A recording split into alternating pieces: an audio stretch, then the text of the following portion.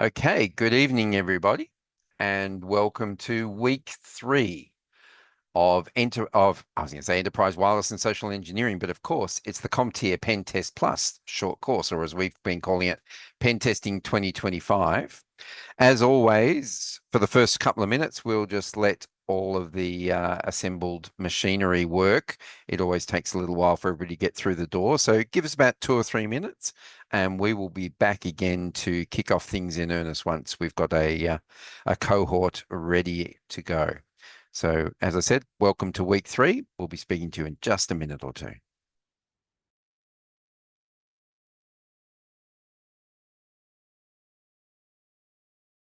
So the ransomware style attacks. So these two things are different techniques, different tools. One tries not to use the tools that we're going to talk about in this session. They'll try and live off the land.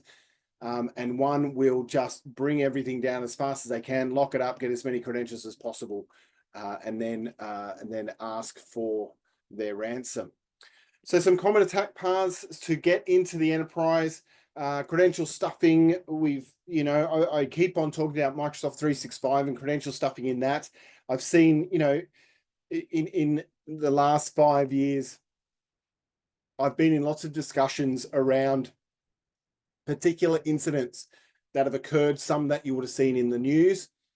And in a lot of cases, and almost all the cases, these attacks have started with credential stuffing in Microsoft 365. So they've been able to identify an account that is not only relevant in Microsoft 365, but also available to use in the Active Directory and sometimes useful for VPNing in or wireless access in, because it's a credential that works on the Active Directory. So the first thing that a lot of attackers do is they're pumping Microsoft 365. They get that credential stuff, and they get that access, and there's a bit of a market for those and an industry for the access brokers, those criminals who just get access to organizations and on-sell them to other criminals. So there's a whole industry around that. So almost become a bit commoditized. So we got common attack paths, so the credential stuffing, inline on-path attack. So if you're actually on the device, and we'll talk about this, the inline or the man in the middle, we're kind of moving away from that term as an industry.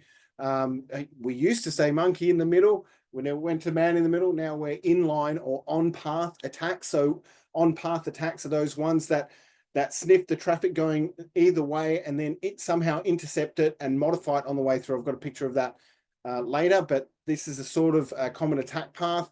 The attack path through the edge devices. So when you're actually getting into this corporate environment, you think about some of the firewalls that have had some pretty bad vulnerabilities recently. Some of the VPN equipment's had bad vulnerabilities that has allowed external attackers to come in. And then finally, that attack path is for lateral movement. And I call this the race to domain admin. As soon as they get on a workstation, they're looking for other laptops and workstations around them that they can jump to, gather more credentials, find out those overlaps in Active Directory, and go straight for domain admin. And then they have access over the whole network and everything that gets authenticated on that network. It's just too much of a convenience for organizations with so many applications, so many ways of connecting to their network, not to authenticate into the Active Directory. So I'm going to be talking about this a lot, because the big message that I want any prospective pen testers in the course to get out of this is that they should be targeting the Active Directory for testing, because this is the great weakness that has grown up over 20 years in the industry, as we have supported the Active Directory, used it for different things, had overlapping permissions, delegations of authority, groups. It is the one thing that we really need to, as an industry, clean up. So if there's any internal pen testing going on, it should always be firstly targeting the Active Directory to understand what weaknesses there are, because this is the common path for all of the nation state actors, the ransomware gangs, anyone who gets onto a network. The Active Directory is where it's at. And I'll keep harping on about that for the rest of this session, because if we're talking about enterprise security, the Active Directory is the big weakness we have to worry about and have to continue to worry about as it develops. And I think really the future is we won't have, it's not completely true, because there are offline environments where you do need a local Active Directory or an on-premise Active Directory, but the way of the future and the way of investment, particularly I think for Microsoft, and they're really pushing towards Entra and for local Active Directory or the on-premises Active Directory not to be the default anymore. So we may end up all with Cloud Directory in the future. Obviously, for segmented networks, that's not possible, might be something else, but the investment is going towards the Entra ID, the Cloud Active Directory that Microsoft has. So I think that's a good sets the scene for the rest of this this session. So the common attacks that we've got for attacking an enterprise is the tools are plentiful, and there's a common theme with all of these tools is they seem to pop up out of Python, little Python projects, and the Python projects grow. There's someone who tries to do something, then they modularize it, and then it gets bigger. Metasploit is similar to that. It's a whole framework for attacking vulnerabilities in all sorts of computing systems, but is terrific for attacking vulnerabilities in corporate environments. They've got a tool called MSF Venom, which is a Metasploit Venom tool, which enables you to create some of your own malware to be able to load up onto these devices and take control of them. There is and not be picked out by kind of signature-based antivirus. Netcat there is that kind of utility where you can transfer network information, files, commands between two hosts with a very simple command. So getting Netcat onto a device allows you to open it up for further exploitation. There's Nmap and NSE that we've been talking about. This is still very relevant at this stage of the game when you're on the enterprise network. You're Nmapping around the place. You're using scripts to identify vulnerabilities. I talked about the MS 17010 that that WannaCry used. If you are looking for those things on the network, I think most people who've worked in a large environment will understand that it is hard to get rid of all the legacy equipment. And when we're talking about vulnerabilities that are that old, a lot of people say, how can there be vulnerabilities that old in a modern corporate environment? And that's because these environments are hard to change. Once you build them and the business relies on them, getting them off that onto something else, there's many reasons why those systems stick around. So those kinds of tools are still very relevant. The in-packet toolkit as well, and this is how we describe these tools. They're not commercial tools. They're written in GitHub kind of communities, and there is a good amount of work that's put into them to make them work really well. In-packet does a whole lot of Active Directory work as well about extracting hashes. I've used in-packet to pull hashes out of an ntds.dit on which is the password repository or the hash repository in an Active Directory. In-packet can do all that and bypass all of the protection measures that Microsoft have put in there. CrackMap.exe is also another Python-based utility for attacking Active Directory and Windows, and you can sort of see a theme that there's all of these toolkits coming up, and the one that is omitted here, which is kind of the most famous, is Bloodhound that we've talked about in other slides, which is that mapper to figure out that pathway to domain admin, that which device and which person to target to get to domain admin. The other one that is here, we talk a little bit later, that is missing from this list is oh gosh, it just slipped my mind. The Mimikatz, which is a major one. Yeah. Yes, sorry, I'm missing a C. Thanks you, Andrew. Then we've got Wireshark Responder. Wireshark is everyone knows what Wireshark is. It's the sniffer. It's a protocol analyzer. You put it on a tap port, or you put it on in an Ethernet. It will collect all the information. Put it on wireless. It will collect the broadcast information on wireless and all the traffic going to and from your device. Responder is that LLM, not the large language model, it gets in the way of resolution protocols to hijack traffic. So when you go, where is this machine? It will hijack that, or where is that machine? It'll respond and say, hey, I'm that machine, come and talk to me, and impersonate machines, impersonate proxies, and get authentication out. And then there's Hydra, the hacker's choice, THC Hydra, which is that password guesser that can brute force a password. And I mean brute force from the terminology of, or from the aspect of just hitting the service, like a HTTP service, an SMB service, something else that is just going to try lots of different passwords, usernames and passwords. All right, and to the next. So all of these tools are out there. So there's no shortage of, these tools take a little bit of skill to use, but it's not like you're doing it as the first person. There's a whole community and a whole, a hacker community around these tools that builds them all the time. Some of them are obviously got commercial backing, but a lot of them have just popped up because, hey, I wonder if we can do this. I figured this out, and as these vulnerabilities have been discovered in Active Directory and Windows networks, they really have just kind of snowballed. So if you've not been watching it, not been cleaning up your Active Directory over time, it turns into a big ball of mess that you need to clean up. So common weaknesses. So sort of being more generic now, not so much an Active Directory, but default credentials, like we've talked about before, unencrypted authentication, having FTP kind of with usernames and passwords. And I've seen them in the past, just flying past on a network tap. Some of those tools that you get for IDS will pick up those FTP, and you can find some stuff that's been around forever. Plain text password files. So I think we've all put passwords in plain text files at some time in our history. These things stick around, and I've seen pen tests occur where the first thing they do is look on the network for files, Excel files that have the word password in them, and then all of a sudden you get architecture documents that have password in them, build documents with passwords, and you can move around.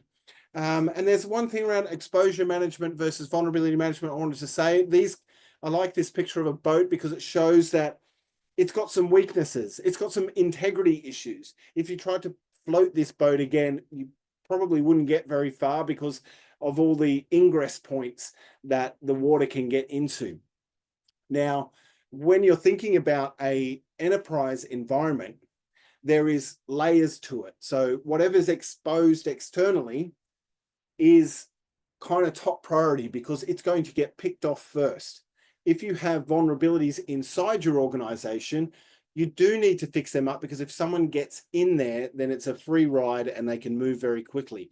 But internal vulnerabilities are going to be less of a problem than external vulnerabilities generally, because inside you've got all your trusted users. You may have contractors and other people coming in, but typically you have physical security to stop people plugging things in they shouldn't do.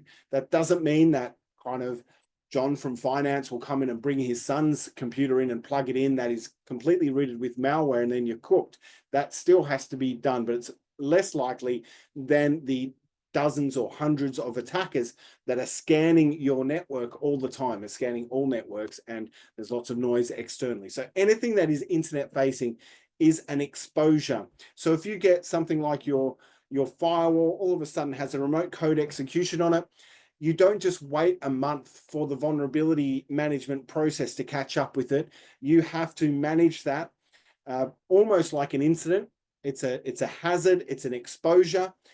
There is a clear and present and imminent danger that that service will be compromised, particularly if it's a firewall or edge device or VPN, and then they will get access, the attackers will get access into your network. So it needs to be managed in a different way than standard vulnerability management. When you're an attacker and when you're a pen tester and you're looking at the outside network, you find something that is exposed externally and does not have the appropriate security, all of a sudden, that is number one priority. You call up the customer or the internal person that you're dealing with, and you say, we've just found something that is exposed, it's vulnerable, it can be exploited immediately. Please fix that up. And I've had that probably about 3 times in my career when I've commissioned pen tests for the organizations I've been working for. And midway through the pen test, they'll give me a call and say, hey, we found something really bad, you've got to fix this up. And we've jumped out of process, we've managed the exposure, we've closed it down, but having a good process for that exposure management is really important from an internal perspective. And then there's just a general vulnerability management is a long and arduous process that every organization has to go to protect themselves from the attackers that may eventually find their way onto your network. So on-path attack. So this is the man in the middle sort of thing where you're hijacking a session.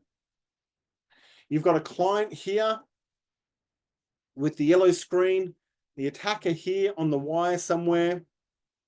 Doesn't have to be local. They just have to attack a resolution protocol that is going to send the traffic to you, and then you able to, or the pen tester, and the pen tester is able to send it on to the server and relay the responses backwards and forwards. So you're intercepting, you're manipulating, you're in the middle of this conversation and able to change it on the way. There's quite a few different ways that this can happen. Responder Python script package is a good way to do this sort of thing. It's all there ready for you. There's other kind of scenarios where this happens. The evil jinx, which we'll talk about in a little bit. Yeah, NTLM Relay X. Thanks, Aditya. Aditya. I hope I got that right. And then there is the evil jinx that I was mentioning, where you have people authenticating to Microsoft 365 and that evil jinx proxying that authentication and stealing the primary refresh token to use as for access. So these on-path attacks are real. They're a little bit more complex. There is infrastructure from a pen testing point of view. Being able to steal someone's credential through a man-in-the-middle attack or a proxying attack is actually really quite impressive and will be a good feature in a report as well. So it might involve some phishing and social engineering to get it to that point. Then we're on the network. So there is services on all corporate networks. So you're thinking about database services, name resolution services, DHCP services. There is the whole network works on other computers being able to request things from servers and services, right? So the client computers generally talk to the service. There's printing services. There is file sharing services. We have basically the network is a rash of services that are used by all the devices in the network to make it work. When you land on this device, it is like a mesh, like on the right there, of all these different interconnections that happen between these systems. If you've seen some of the dark trace mapping or some of the network equipment mapping to see where all these kind of connections go, and you can see some patterns on it, it is a lot of traffic and a lot of things talking to each other. So how do we attack these services? So when you're on box, when you're off box and you're attacking a service across a network, you're hoping for weak service permissions. You're hoping for authentication problems. If you're on box, you might want to do some DLL hijacking to be able to inject your own code into a DLL. So there's a whole lot of things in Metasploit to do that as well. So you're using that to jump into an application. On the network itself, there are techniques to get off the VLAN you're on, because all it is a tag. It's hard to do because the network tries to make those tags only kind of visible and manipulatable from the network side of or the network devices side and visibility. But if you're able to bounce out to a different VLAN because there's a weakness, then you might land in the admin VLAN or some other management VLAN, which will give you access that you shouldn't have. And we're sort of moving away from this as an industry and not taking any explicit trust and making sure that even if you've landed on a network, then you may not be trusted. You still need to authenticate. If we've got services that have no authentication that are based on the network location, then maybe that's not a great idea. So that's the sort of thing a pen tester is looking for as well. MAC flooding is another good way that used to be good for flooding a switch or a hub, turning a switch into a hub so you got all the traffic, or making it malfunction so you get into different VLANs or you get access to data that you wouldn't usually have. Sometimes they failed poorly. And there's also multi-homed hosts, which are a problem in themselves because they bridge between two networks. So the idea of a multi-homed host is that, say you've got an end user compute network where all your laptops sit, and you've got a server network. You might put a DHCP server or a DNS server both in the end user compute network and also in the server network. The problem with that is that as soon as you get a vulnerability on that server, it's quite possible that someone can hop from that network onto the server, the end user compute kind of workstation network, onto the server into the server LAN. So it allows some hopping if things go wrong. There's other multi-home devices. Firewalls are naturally multi-homed. Traffic has to pass through them in line. VPN devices are naturally multi-homed. Other network devices are in that category and are devices to watch closely. On to the next. So when you're moving around your corporate network, you are hoping as a pen tester that the team that is responsible for protecting that network is actually able to see you, is actually able to see the traffic that you're generating and the attacks that you're doing.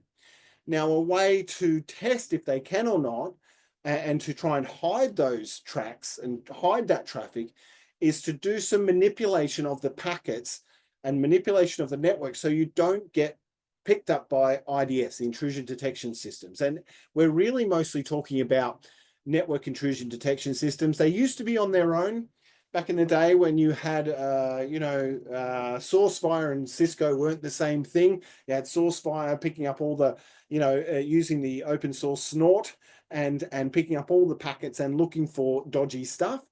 That's now baked into most modern firewalls, where it will also inspect the traffic at the same time, and you'll have IPS on board to the firewall, and it will look for attacks. Now, if you've got an IPS that doesn't pick up let's say a brute force SSH attack or a credential stuffing or an old Windows, let's go back to MS 17010 or MS 0368, I think it is a really, really old one, the CrunchyBot Spybot one.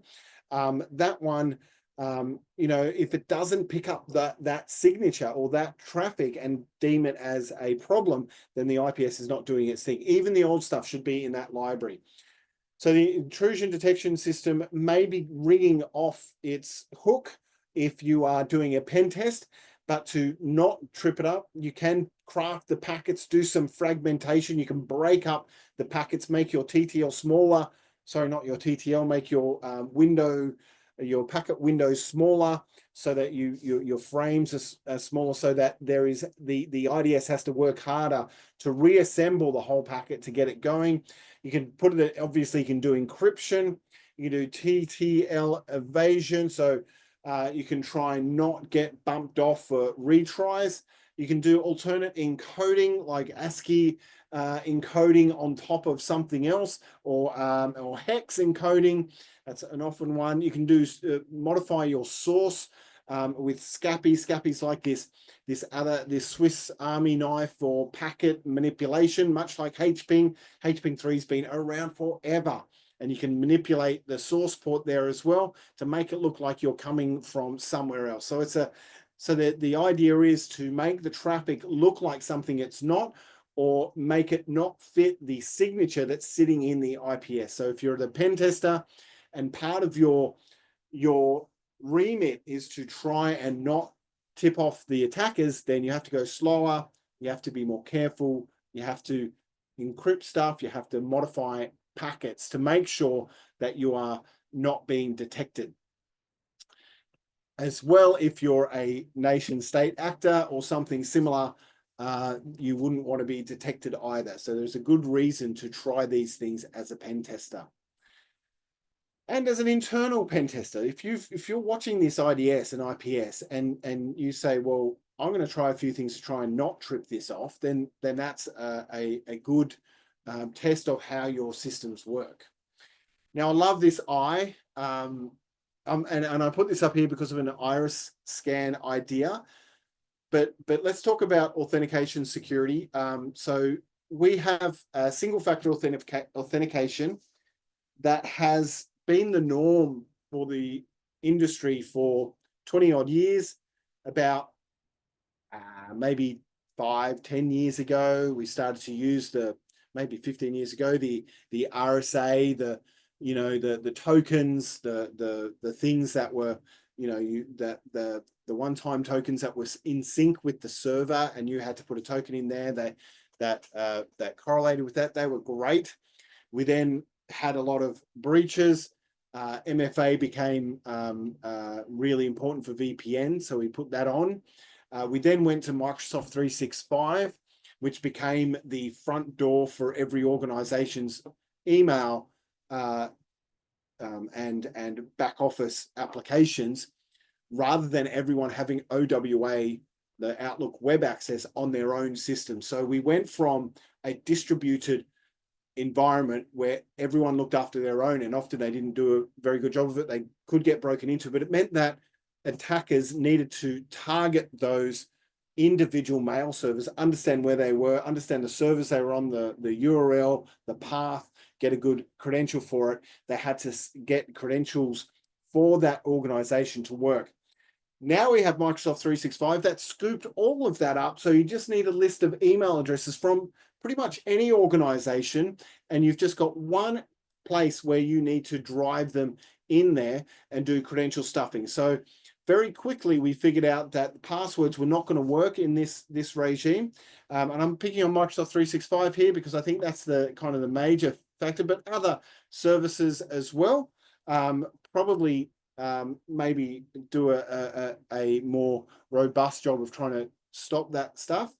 But generally on Microsoft 365, we need MFA now, and that's because we have all of this credential stuffing going on, and there is one front door for everyone's access. So the multi-factor authentication is important. There is different types of authentication in the ASD Essential 8. You'll see some talk about phishing resistant MFA as well, and that's generally MFA that you can't downgrade to get the token from with a phishing email or some other phishing technique, or through evil jinx or something like that. And that's some phishing resistant MFA, and that generally means there's an MFA token that is not passed anywhere and is validated with a TPM and things like that, or is a YubiKey or a similar style thing. So we've got these really sophisticated MFA capabilities, but there is general MFA that has been in the industry for quite some time. We all know these factors: something you know, something you are, or something you have. Something you know is obviously password or PIN. Something you are is the biometrics, your fingerprint or iris for an eye, or your face is something you are. Something you have. So we use the phone as something you have. The phone has the Authenticator app on it, and it will push a notification to you and say, is this you? Say yes. So it's validating you have that phone on you. That phone also does a lot of biometrics as well. So you've got a couple of other factors there that we don't really think about, but generally a fingerprint or the face to validate it's you. And I know a lot of authenticators check that before and after as well. So there's some kind of multi-factors going on of authentication, which are hard to grab if you're trying to grab them off the phone, but not so hard to grab if you fish them through an email, because then, and you're doing that proxying. It's a little bit more difficult than just the code, but still, or just a yes, that was me. I think everyone's noticed that Microsoft has moved away from just the confirm this is you. Yes, that's what it used to be, but there was MFA attacks on MFA fatigue. So someone would get good credentials and just hit it time after time, say, is this you? Is this you? Is this you? And someone would eventually go, yes, it's me, stay away, and then it'll go away. So they think that it's some sort of weakness going on. The other couple that have sort of creeped their way into the industry is somewhere you are. So a factor of authentication might be you're in Australia or you're on the corporate network. I kind of agree with that to a certain degree, except that we're not really going down the path of zero trust principles with that, or no explicit trust principles with that. One, you should be, a bit agnostic to where you are, but zero trust should also make it a factor for deciding whether to challenge you for password or not, or for re-authentication. So somewhere you are, if you have people logging in from Russia and you're an Australian organization, that should be something that is a factor and maybe is blocked.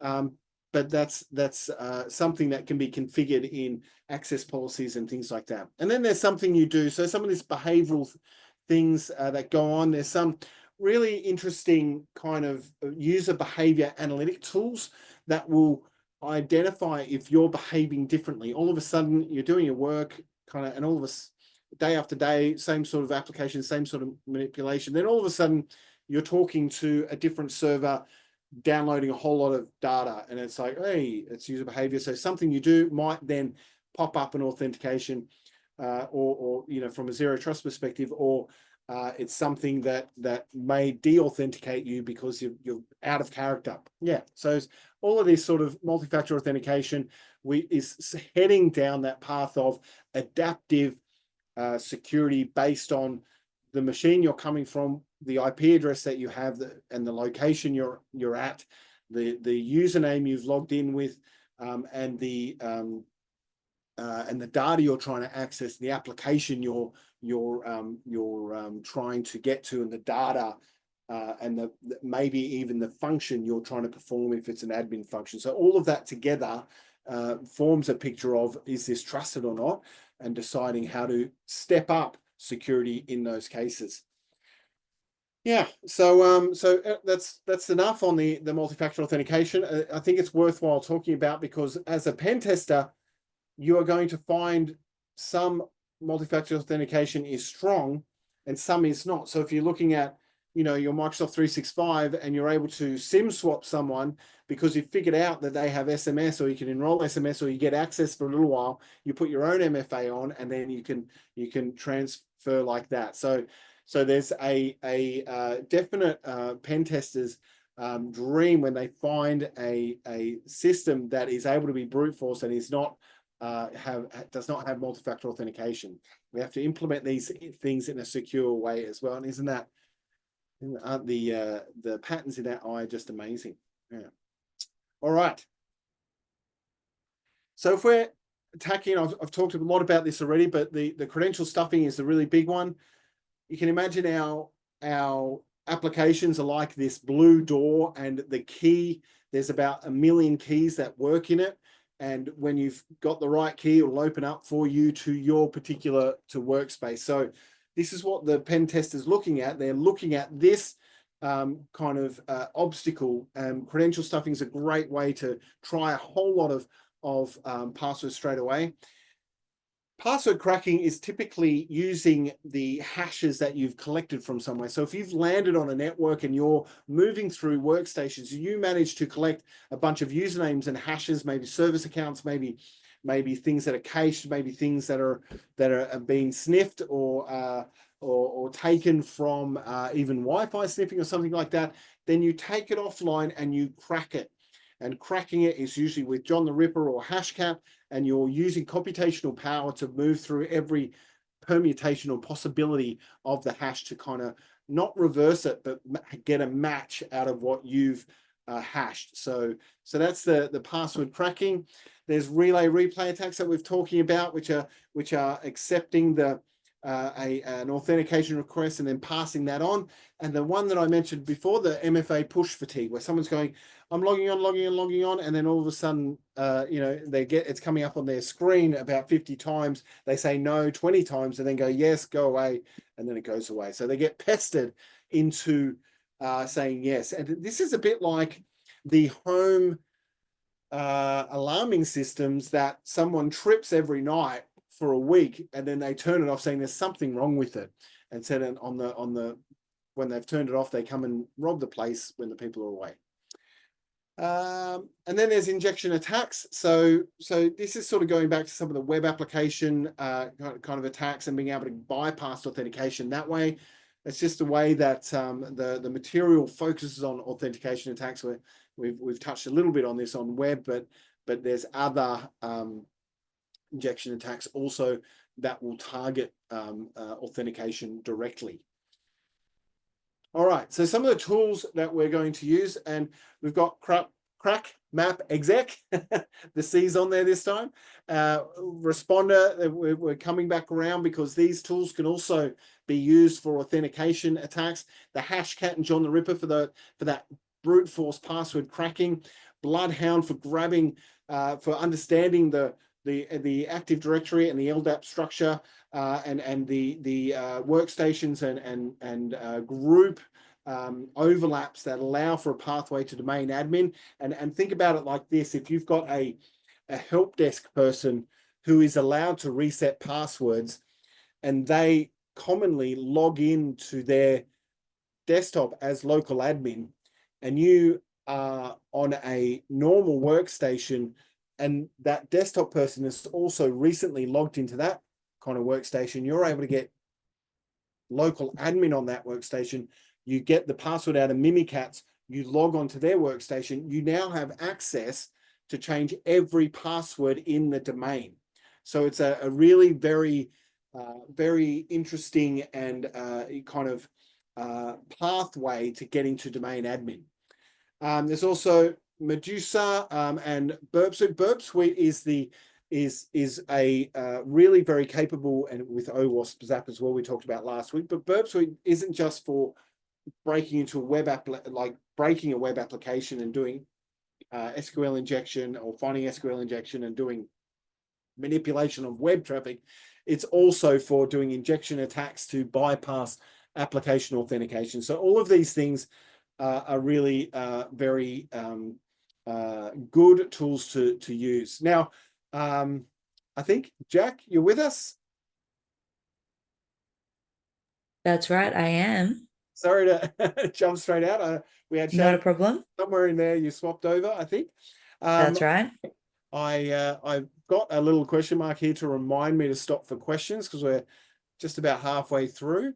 I can see the questions now. You're happy with me just to go through some of them? Absolutely. Choose whichever ones you feel are most relevant or interesting to you. Okay. So, George, just on the, you're asking for planning, demonstration, pen test in this course. No, we're not. This is very much a skim across the top of the CompTIA Plus. The Security Pen Test Plus CompTIA. This is supposed to give you, I guess, an overview of that course. When you want to really go into how a tool is used, there is plenty of material online. I'd recommend you go have a look at it. Just fitting in demonstrations and developing demonstrations for this course is kind of not within the, I know it takes a fair bit more effort, and we really don't have time for it. We try and keep this pretty snappy, pretty high level, make sure you get all of the concepts and terminology. So not in this one, no, but do go for, if you're looking at the larger courses, there is a lot of practical work that you can do there, and demonstrations as well. Can attackers, from Tim, it's saying, can attackers implement ability to monitor their own noise on the target systems, such as access logs? We do talk about this a little bit, Tim. That's a great question. They would need, we do like to keep the SIEM secure, right? So the security incident event monitoring device, the security logging and monitoring infrastructure needs to be secure as well, so an attacker can't get into that and delete things. If the attacker gets into the SIEM, there's lots of things in there that I wouldn't like an attacker to see. They can sort of see where all the authentication's coming from. They could probably mimic it. They could get all the usernames. Sometimes people put passwords in as their username. I don't know if anyone's done that, but if they have, it's ended up in the user field in a log. So sometimes those things are in there as well.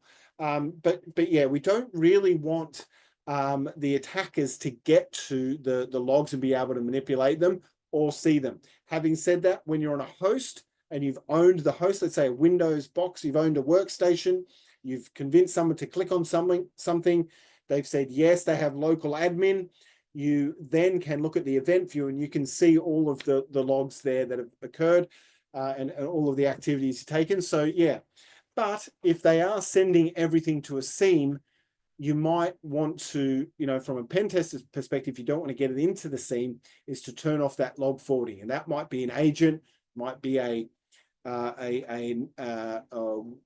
Windows event forwarder, or it might be something like WinLogBeat or something else like that. So it's something that you can see if you've got the access to it, but really from a protector's perspective, you don't want to allow that.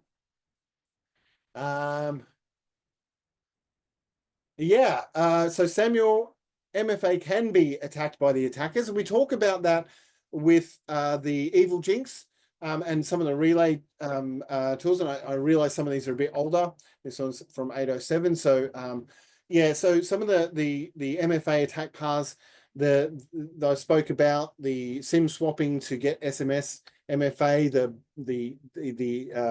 the MFA fatigue, that sort of stuff, but also the Evil Jinx is the new thing, but also getting a code from someone by phishing them and making them go through proxy as well is an attack as well. So yes, it is attacked. I do know of organizations that have had compromised M365 accounts that have MFA on them.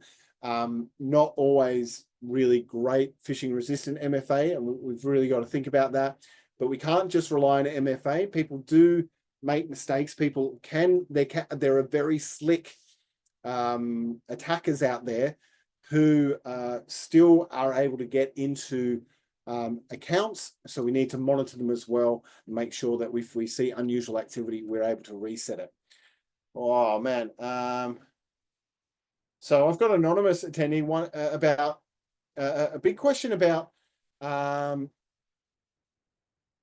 responsible disclosure and cybersecurity. I might just, someone's about a bug bounty program. So say how I did. Would you like me to read out a summary of that question in plain language so that you don't take up too much time with it? Sure. Thanks, Jack. That'd be great. Okay. So there are two questions. The first one is that there are websites that are able to be detected and contain known vulnerabilities without performing any scans or tests because a website doesn't have a bug bounty program.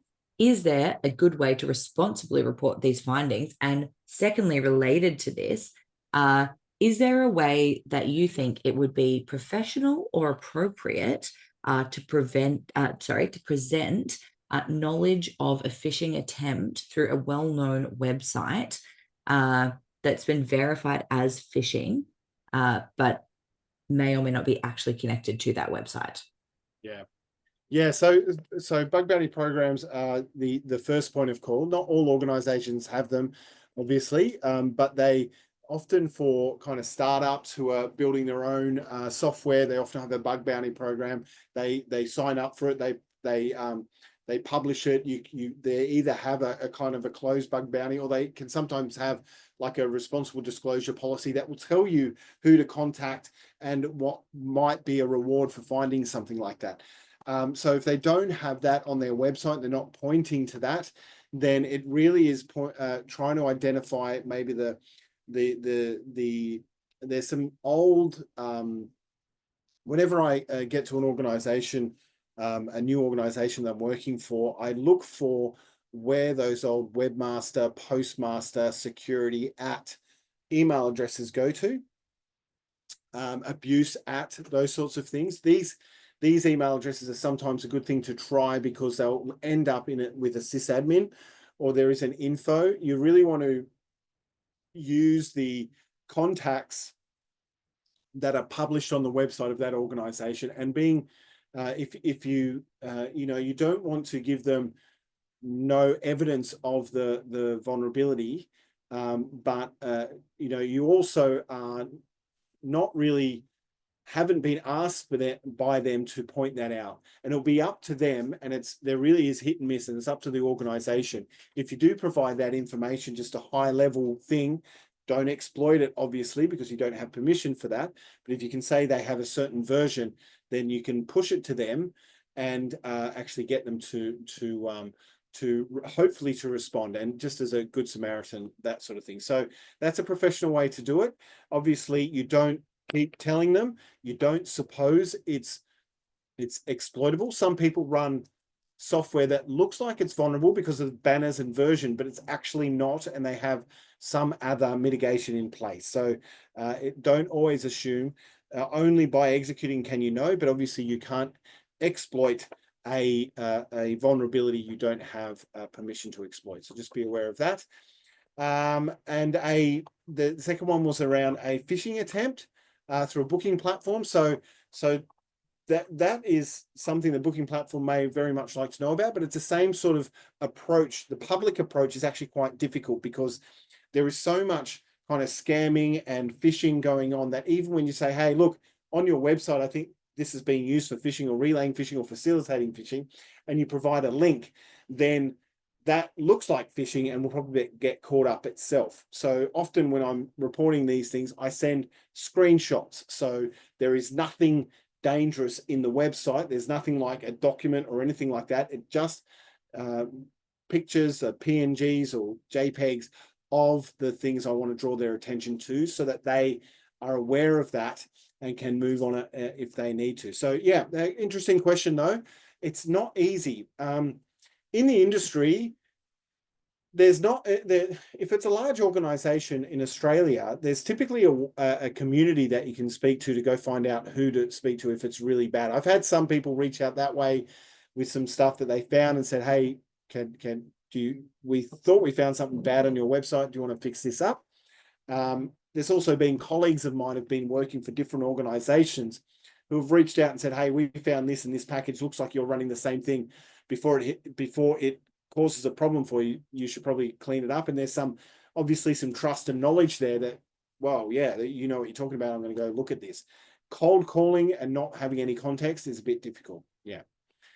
Okay, that's great. I will answer Adepo's, which is how safe is passwordless authentication? I love passwordless authentication. I love the idea of a passwordless future where you are implicitly trust because of all of the factors of that you are coming into the organization with. You're on the right device. You've authenticated securely. You've put in a PIN. You've got a TPM or something like that. You've totally authenticated yourself without a password.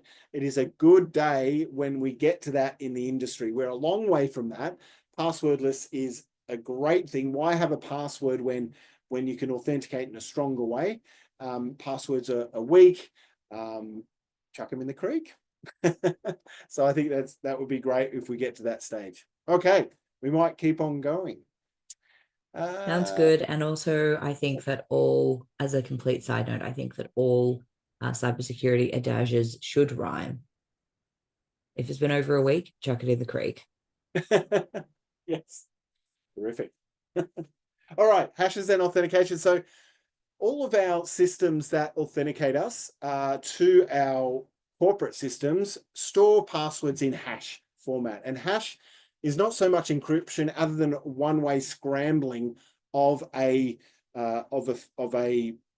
plain text. And the plain text in this case is a password. So if you got the password of password, it will the system, if it's Active Directory, I think it's using MD4, it will hash that up. It'll run it through that algorithm, and it will store the result of that hash in a table, so that when you enter that password again, it can do the same function and compare it against what it has. And because you can't reverse it theoretically, you can't reverse it, then someone who gets that hash isn't able to actually to figure out what the password is. But what if you get the hash and just use that hash to authenticate? Because some of the systems work like that.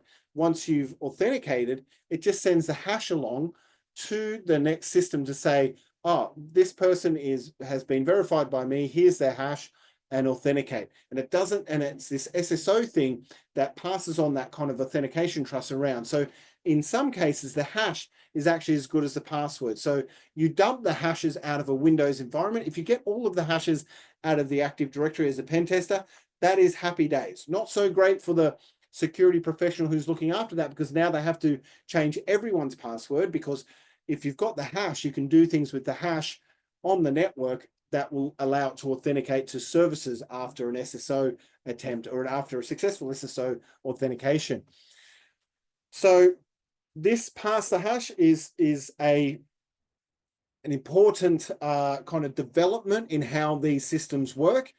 An attacker, a pen tester can use those hashes, can grab them, and they can try and attack, can try and crack them. But if they can use them for ongoing authentication, that works just as well. There's also pass the ticket. So we're talking about Kerberos tickets. If you manage to get a ticket used for authentication, you want to pass that on. There is certain circumstances where you can and can't use that, but it's certainly some that allow you to then forward authentication, get authentication to services on the network, because you've managed to obtain that ticket that is valid after the ticket granting service gave it to you. So that's for a Kerberos thing. And then there's the pass the token. So pass the token, the primary refresh token, and we've talked a lot about Microsoft 365, but when you authenticate into Microsoft 365, you're given a token, a primary refresh token, and there's all these routines and kind of a revalidation of the token that happen over time. But that primary refresh token is the thing that you need to continue that session on some other device or in some other place. So actually stealing that token, passing it the way through, and this is exactly how Evil Jinx works. It presents you with a username and password. You log into that. It does your MFA.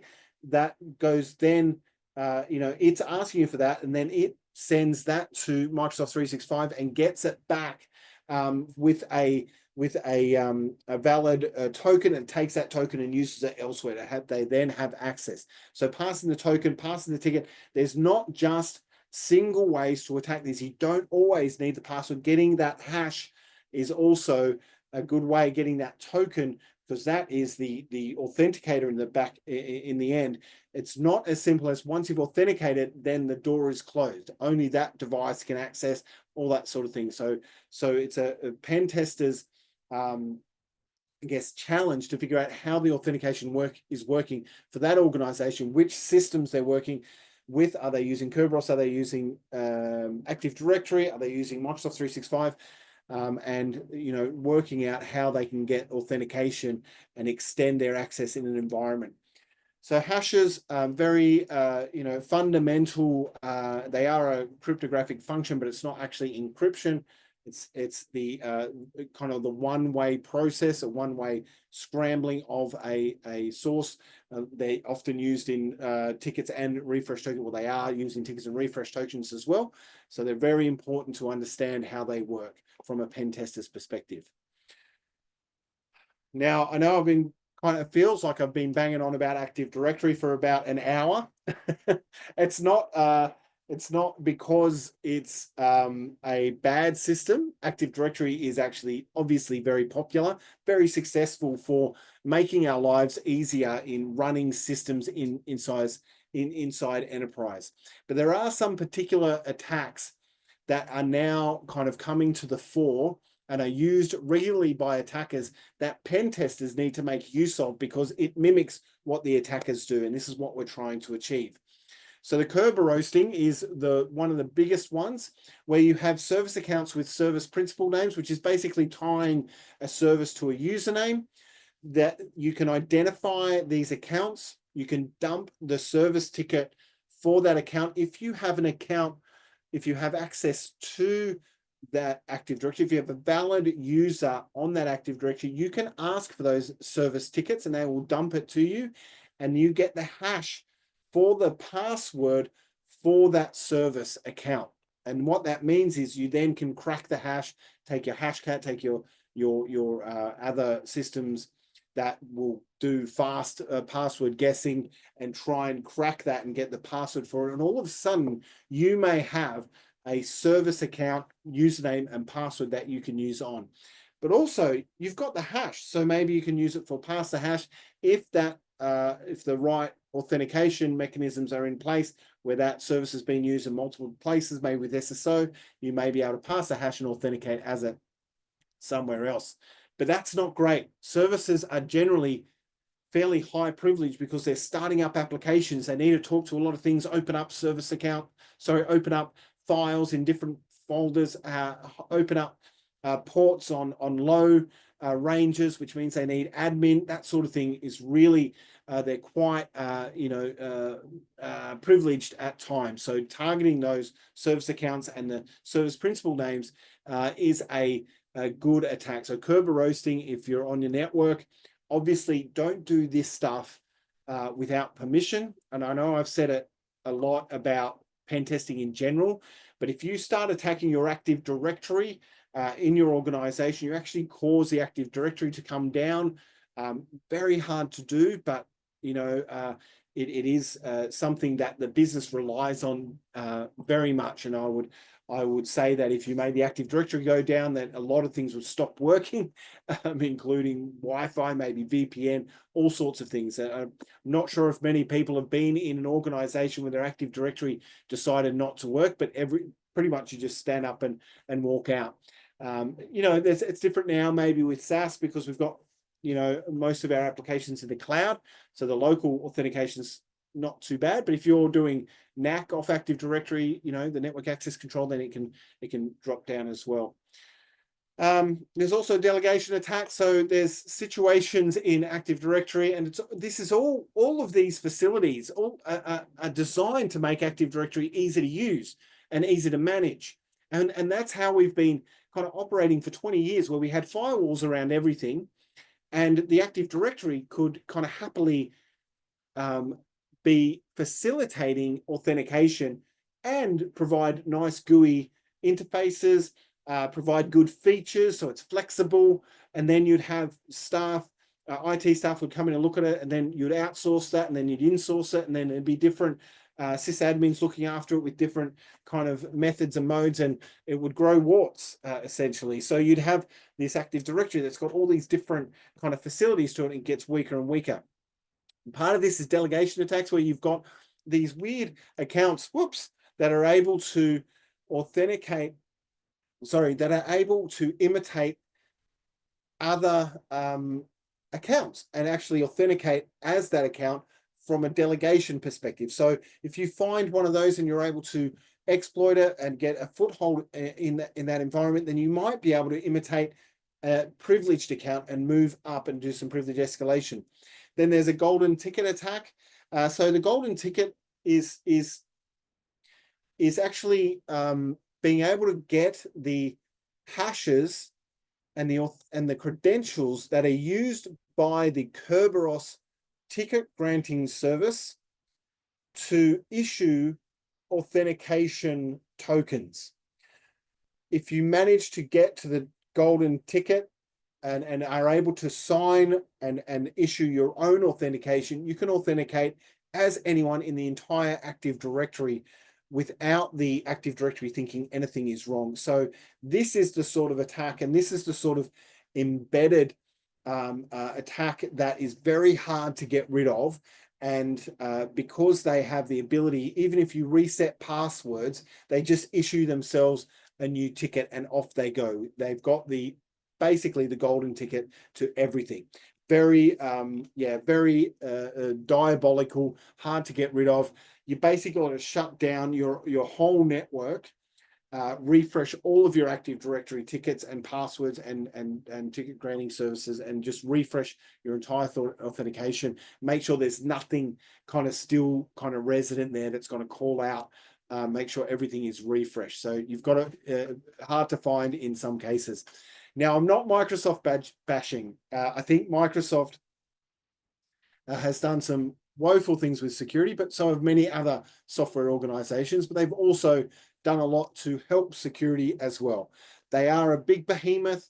They are the kind of the natural default, which kind of makes them a bit, you know, that makes them a big target and a big attack vector, because when you own the land and you own the software that most of the world's enterprises run on, that is what's going to be of interest. So they're a victim of their own success. Could they do more? Probably could do more. But I'm not in Microsoft. I'm not bashing Microsoft, but as a pen tester, it is a rich target and one that is at the core of most enterprises. I'll try not to talk about it too much more. So getting that password. So when you're cracking passwords, you actually need a good dictionary to use against it, which is just a really big word list. If you look at Kali Linux, they've got a whole bunch of word lists for, let's say, for SQL map, for different tools, for Dirbuster. They've got these DNS word lists as well. So there's a bunch of plain word lists to start with that are tailored for those particular tools inside Kali. And the daddy of word lists, and the one that at some time was able to crack 10% of wireless networks was the RockU word list, which is a very good compilation of much used passwords. But then there is password lists and credential lists. And I know a group of students from, I think, started in Macquarie University, are actually part of groups that collect these credential dumps and build massive word lists, and the I guess the success of using a word list against a hash is actually quite high. So these are really very important things to know about, that these, if you're a pen tester, there are these word lists, and typically pen testers collect their word lists and build them and put them together, and sometimes put together word lists for particular customers and clients because they have some similarities. Some clients will have a service desk that has welcome 123 as their password for accounts that have just been created, and they have a 30-day password rotation. So at any one time, you know, if 100 people have onboarded in the last 30 days, there could be 100 welcome 123s or something like that. So there's certain, you know, or there's passwords that are framed around a company's culture as well. So building up word lists as a pen tester is good.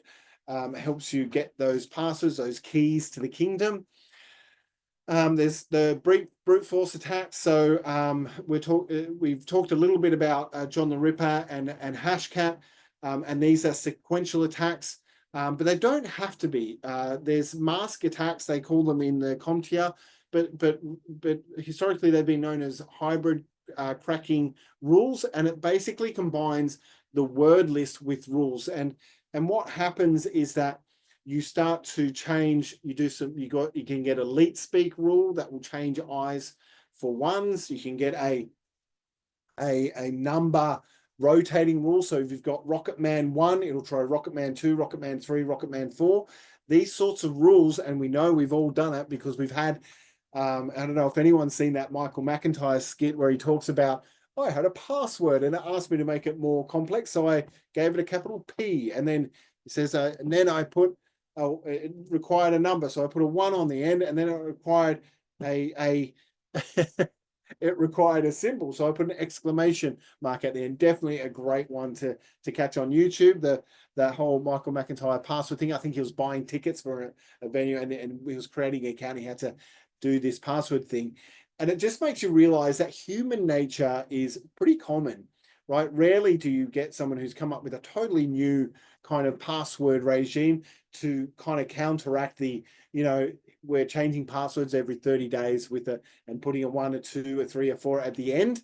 There are some systems that will kind of do a validation of the password, but that is actually not really, so a validation of how closely the passwords are related, but that is actually not how hashing should work. As soon as you change one character of the plain text for hashing, half the hash needs to be able to be changed. So you can't tell if passwords are related or comparable. So they have to be doing something else with the plain text password. There are some hashing algorithms that are not reversible, but can show relationship between hashes as well. So there's a few things there to think about for password cracking. But with these brute force attacks, typically the essential, sequential, specialized hardware help. So we're talking about graphics cards that can do great mathematical computations very quickly. Same as Bitcoin mining, it's the same stuff. You're doing a lot of hashing. Rainbow tables are these sets of tables that are on large disks, so gigabytes of tables that will help you find a hash through an algorithm of arranging the hashes in a certain way that they're easy to navigate, so you can find those. So there's rainbow tables for LM hash, the LAN manager hashes for old kind of Windows systems that will allow you to find the hash very quickly. They're quite quick to crack anyway, if you've got a big enough word list, or you do a brute force. But rainbow table has sort of fallen out of favor, actually. I think because passwords have just generally become pretty easy to crack. And, you know, there's a lot of passwords that are being phished and ended up in, you know, they're very strong passwords, but because they've been phished, they're now exposed. So, and that's what I mean. Like, so when we've got this password that is super long, like Lamborghini 42, real mayonnaise is the password. It's like a passphrase. It's really big, you know, that's very hard to crack. It is going to be difficult to get the password guessed through RockU and Kali. But as soon as someone phishes that password, puts it in a credential dump, doesn't matter how strong it is, the hashing will reverse that password and say that was the password, and be able to get it that way. So just remember, even with the strongest password, as soon as it's exposed and it's at risk because you're using it for authentication, you're using it in a computer that can have a keylogger on it, or if you get phished, then that password is out there and you have to choose something completely different. Just putting another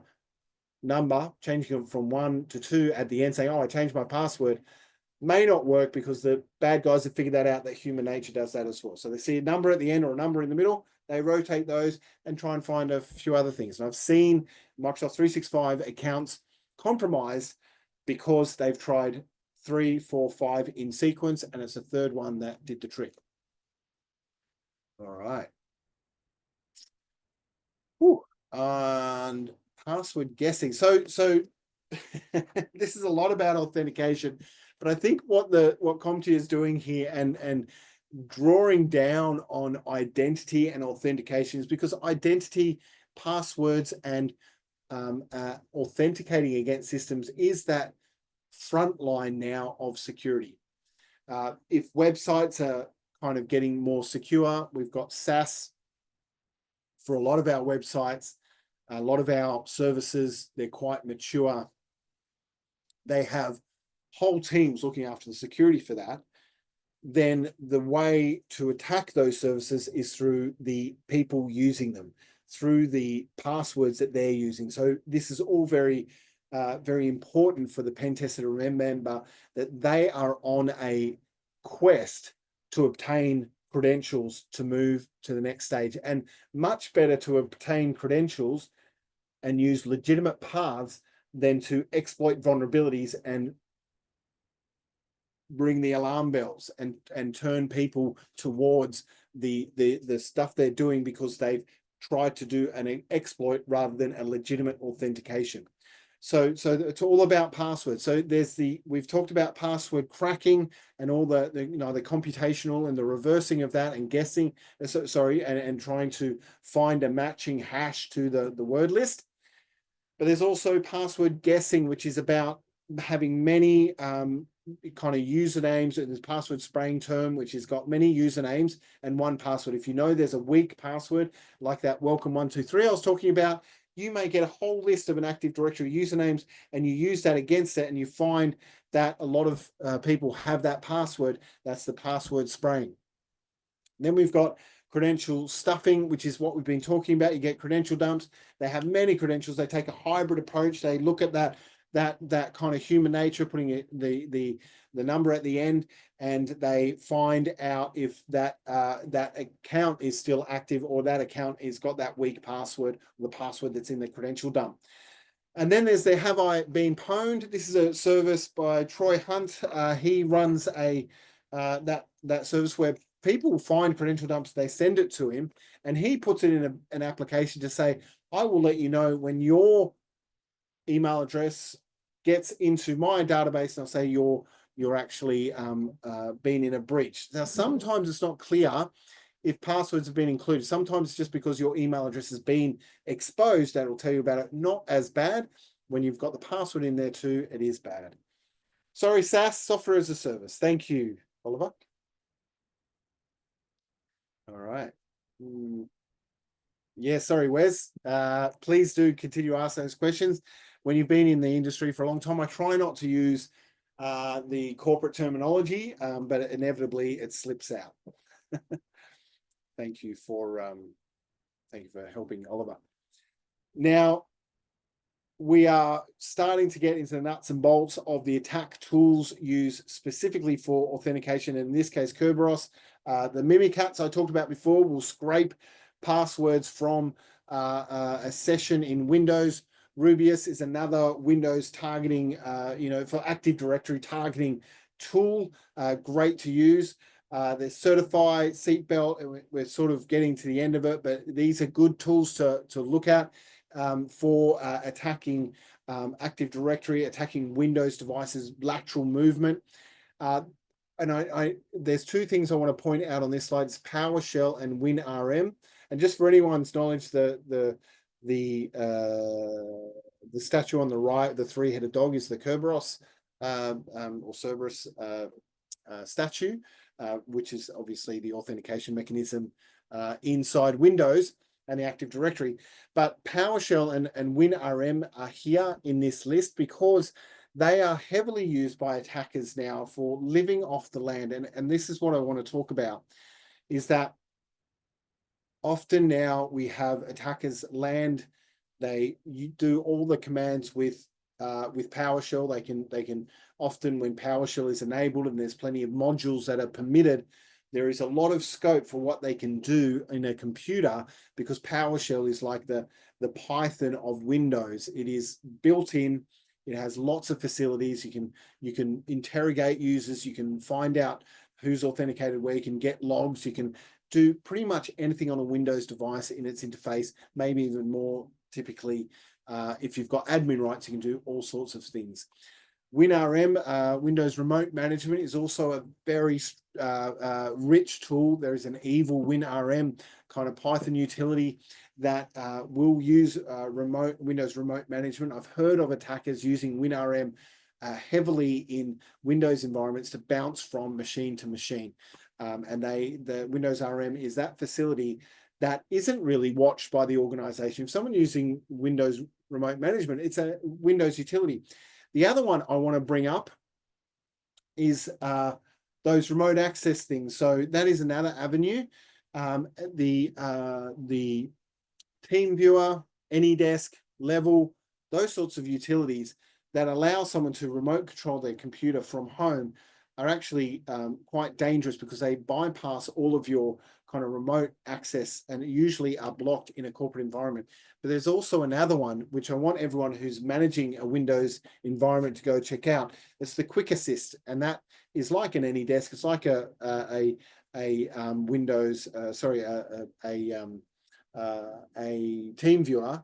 That Quick Assist will allow an attacker to impersonate a help desk, however, by phone call or by Teams or by email, and say, hey, can you please put this code in Quick Assist so that I can help you with the problem? And all it requires is a code, a valid Microsoft account on the other side, and the attacker can control that computer. So quite diabolical. So it's another part of living off the land. A lot of the attacks are moving into that Microsoft ecosystem where they're using the tools at their disposal without having to bring the attack tools in, without bringing those Python tools in, and the Impacket, the Certify, the Rubius. They're doing all of it with the the resources, the PowerShell, the Windows remote management, and the binaries, the lol bins, the living off the land bins that are available to them right there on the box. So that is something that really has to hit home, that when you're doing a pen test, that using the utilities and living off the land, the utilities that are available to you, will keep you more silent, and is what the attackers are starting to do a lot of. If you look at the Vault Typhoon stuff, you look at other attacks, the Medicare attack, there's a fair bit of utilization of tools that were at their disposal. All right. So all of these attacks will get you moving around an organization, but what you're really wanting to do is get privilege escalation. We want to go up into the sky to get the domain admin, or we want to get the super user, the SQL SA, the sysadmin account. So you want to go up, but you also want to go sideways. You might want to get other accounts that are at the same level but have different permissions and are able to do different things. So both vertical and horizontal privilege escalation is important to think about. In Windows, you might use cache passwords. You might use, that, like we've been talking about, the passwords that are on box, that getting it by Mimikatz, by injecting processes to get other access to other user contexts, share files and shares to get passwords and missing patches to exploit them.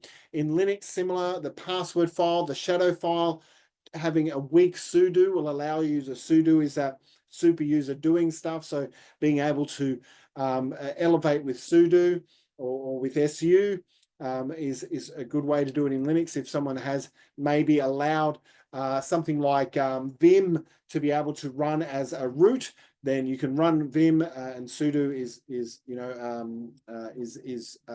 is operational, that lets you to run that as root. Then you can use that to bounce out and run a command out of Vim.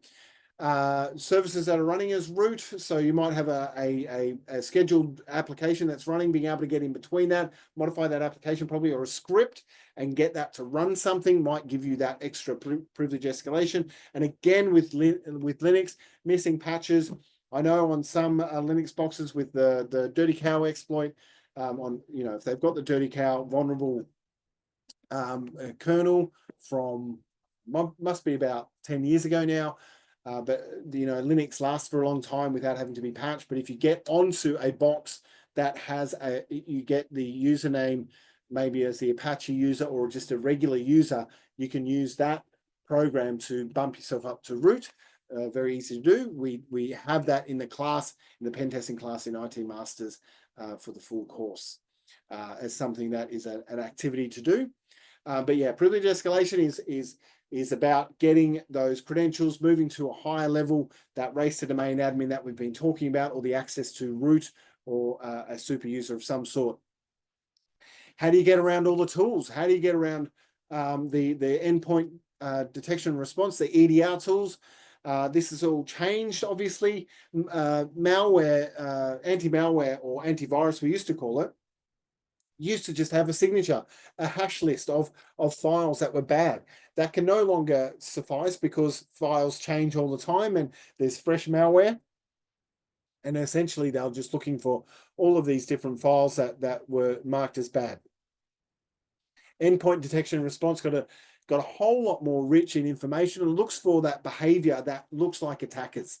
So it will find this, and some vendors will actually isolate a box if they see hands on keyboard and they can verify that a machine is compromised, and they will isolate it or shut it down or do something else and stop that going. So the pen tester has to be aware of these tools, and it would be part of that kind of rules of engagement. We're running this utility, this EDR. We're going to tell them that you're coming and not to isolate this box. You've got to work with that. And also as the pen tester, you try not to trip it up. You've got host-based firewalls as well. That's hard to get past. If you've got host-based firewalls across your environment on all of your workstations and laptops, it's difficult for an attacker to get from one laptop to the next. This is a great thing. It actually isolates the boxes and makes it hard for them to talk RPC or to talk other things across the network. You can allow the host-based firewall to talk to the kind of the remote management instrumentation, the servers that are responsible for managing those devices, but there's no need for the other laptops or workstations to talk that. So host-based firewalls are good. Finding your way around that from a pen tester perspective is looking for servers and bouncing off them instead. VPNs. So VPNs, I don't think they're as often a security tool. They're obviously stopping people from accessing from outside in, but they're actually a sysadmin facilitation tool. So the VPN will actually obviously encrypt the traffic in the VPN, and that kind of why we call it a security tool. But VPNs have been diabolical for enterprises across the globe as passwords have become compromised and MFA has been broken, and they've been able to get through the VPN into the enterprise network. The VPN is that kind of side channel to get in, and I actually don't like them anymore. So there you have it. So the VPNs provide so much. They were so great because they basically made your computer that was at home feel like and act like it was at work and could access everything you need to. I think we need to move away from that. We need to put VPN in a secluded area and only be able to access the thing it needs to access rather than the whole network. It's all pervasive. So from a pen tester's perspective, you get onto the VPN. Often they do because that's part of testing the environment. Then you're not circumventing the security tool. You're using the security tool to access the environment. And then finally, there was a good question about logging and monitoring from when we stopped before. But obviously, you don't want to trigger all the logging and monitoring. You want the system not to notice you too much. So as a pen tester, you've got to be very well aware of where the logs are going, and try not to trip them off. And if you are wanting to kind of figure out, and a good finding for a pen tester is to figure out if the logs can be deleted, and if the activity that you've conducted can be wiped, is an interesting finding. So host-based attacks. So once you're on the host, and if you're thinking about, we've talked a lot about tools that you can use, but the things that the pen tester is trying to do is find those misconfigurations on the endpoint. Something that's going to be the chink in the armor, the folder that allows execution. How might they obfuscate a payload that they're bringing onto the host or moving to somewhere else? There's the user access control. When the Windows pops up and says, you need an administrator to do this, put in a password. Bypassing that is a bit difficult sometimes, but there are techniques to actually get in behind that or not to evoke that. And get some more permissions. So there's some good host attacks on that. There's shell escape. Sometimes when you land on a Linux box, you're stuck in a shell that is limited, and they won't let you run certain commands. So there are tools and techniques to jump out of shell escape, to escape out of the shell and get into a more broad escape. There's also kiosk escape. I don't know if anyone's had any experience with this, but those kind of terminals that we used to have at the airport before everyone had their own phones, where you could log in and check your email, those sorts of things. Optus used to have a few of them and things like that. Sometimes you can log into those, kind of hit Control P, Control A, Control H, try and break out of that. I had one case where we had a security tool that affected the login prompt on a Windows device, the Gina, and you could actually go to print on that and get out of that and get in a system on that device. So that was a kiosk escape, that kind of restricted escape. So attacking the host is also a good thing to do. Often that's a pen test task in itself. Obviously, DLL injection we've talked about to some degree, but doing that with Metasploit or Meterpreter. Then there's log tampering, that you might want to wipe certain lines, or file tampering as well, change the file date of a certain file so it looks like it's older than it is. That's quite a good attack for a pen tester to identify, because the attacker can make it look like that certain files haven't been added. And then unquoted path injection. This is quite when you ask Microsoft for Notepad, it actually goes to look in C programs and then C program 64, and then maybe C WinNT, that sort of stuff. So it looks in a few places before it actually lands and finds it. That's like a path that it tries before actually landing on where Notepad is. I don't think it actually works like this, but this is for Notepad, but for other services does. So I'm just explaining it for that particular as an example. An unquoted path is where you've got program files. It's got a space in it. So you could actually do put something in program folder rather than program space files, if you get what I mean. So you could put the Notepad there. So when someone looks for Notepad, because it's unquoted, it'll look at C program files and also look at C program, find it in C program and execute it. So there are some legitimate attacks based on that kind of path searching for the file and for the executable. There's now wireless attacks, and there's a lot to cover in this, but walking through it, the war driving used to be a big thing where you would find wireless networks in the wild, and you would put them into a map. That's what Wiggle is there, wigl.net. It's a big map of all the wireless networks in the world. There's Bluetooth attacks. Blue Strike is the tool. I think mostly around denying Bluetooth service, like de-authing or flooding it with traffic. There's Evil Twin, where you pretend to be a different portal, which is same as captive, similar to captive portal, but you look like a different access point. There's protocol fuzzing with Scapy. That's a great tool for doing that. We talked about HPing3 for packet crafting on wireless networks as well. There's de-authentication with AirCrackNG tool, which will bump someone off a network, someone off a wireless network and make them be actually very,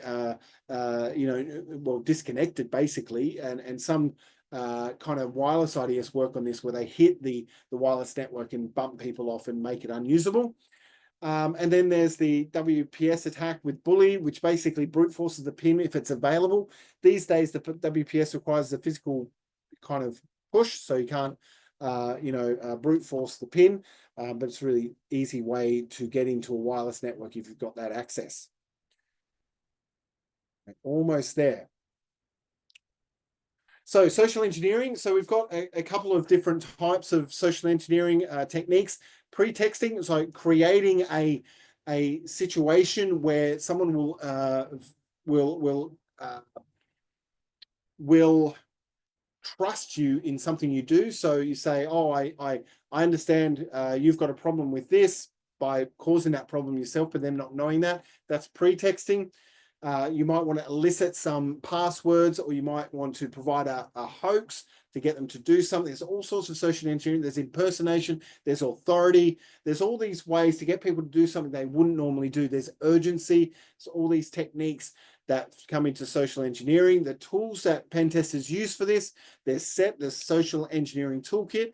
This menu is from there. You can see there's a whole sorts of different sort of modules, and there's PowerShell attack vectors, there's wireless access point attack vectors, there's different, there's a whole toolkit for actually setting up social engineering. There's GoFish, which is a phishing kit, which will set up the website and emails to send over. There's Evil Jinx I've been talking about. There's the Harvester, which is all about getting email addresses from companies and being able to find a target. There's Multigo, which will draw connections between different artifacts, files, documents, users, people, usernames, and draw a map of their interconnectedness. So you can find out, from a lot of the time from social media networks, to find out more about someone, to provide that pretext to start the social engineering attack. The email phishing, this is all kind of very industry standard stuff, but phishing is still one of the main ways that people get compromised. Obviously, there's spam and malvertising, old stuff, still a pain. Credential harvesting is about getting that login prompt to someone saying, hey, I shared a file with you, go here. There's spear phishing, where they've researched a particular individual and target them, often with pretexting as well. Like, oh, I'm a sysadmin as well. Do you want to do you want to collaborate on something? Or I've seen you on LinkedIn. I like the look of your profile. I'm a young person looking for a relationship, that sort of thing, that kind of targeted phishing attack. There's whaling, which is not the kind of crying out, but with going for large phishing targets like CEOs and CFOs who are likely to approve or to elicit fund transfers. There's smishing over SMS, and it gets a bit silly now. There's quishing over QR code, where someone clicks on a QR code, takes them to a phishing site, they put in their credentials. And then there's vishing, the voicemail or voice phishing, where someone actually leaves you a voicemail and says, we've all heard those ones, that you've got a package at the Chinese embassy. So there's a whole lot of phishing that the pen tester can consider as their social engineering part of their pen test. Whew, okay, now we're just at the end. We've got some time. Do we have some time for questions, Jack? I am going to be strict and say we've got time for 2 really quick questions today, purely because there is a decent number of questions. Please choose your ones. Everybody else, please take your questions to the forums at learn.itmasters.edu.au. There's been a lot of really interesting content, and we would all love to see everybody's opinions and discussions, and Jeremy will be involved in that as well. But for now, 1 to 2 minute questions each. Yeah, sure. I've got one from Rosemary. How can you safely scan the Active Directory? So the tools that we've been talking about, the Bloodhound, the Rubius, the Mimikatz, all that sort of stuff, they can, I would say they are, you would take your time after hours to do that. So raise it, if you're in a corporate environment, you'd raise a change request, you do some testing on that. You would start slowly and build up that kind of confidence with how the tool works. Often with these tools, it's more about understanding what the tool is doing so that you can explain it to a sysadmin so they have confidence that it's not going to bring you down. So it's all about that kind of a discussion. Usually we allow pen testers to do some of this stuff because they've used it so much and they know what it's going to cause a disruption. So those tools can be used safely, but you just need to know how you're using them. Getting it's really good to get a test environment to be able to run this stuff on so that you can be confident that when you run it into production, it's okay. Andrew, are there hashing algorithms that show relationships with previous passwords? There are. I can't remember what they are. There are hashing algorithms, like I was saying, that show an indication of similarity between the plain text. I don't think they're heavily in commercial use. Usually when Windows does this and you say, remember the last 8 passwords, it actually stays in the SAM database, stays in the Active Directory. So those passwords are still in there as a historical thing, so that when you try to use them, it'll look it up and say, no, you've used that in the past. So it is, that's how it does it in this instance. Yeah. Is that my 2, Jack? It is. I'm so sorry. It's just that we're about 10 minutes over so far for tonight. There's some really great questions in there. Real apologies to everybody who wasn't able to have their questions answered. Again, I'd love to direct you to learn.itmasters.edu.au for further discussion on all of this, because it is really fantastic and quite a content-heavy week. Everybody else, just letting everyone know that the quiz for this week will be available within about 24 hours rather than immediately after the course for tonight.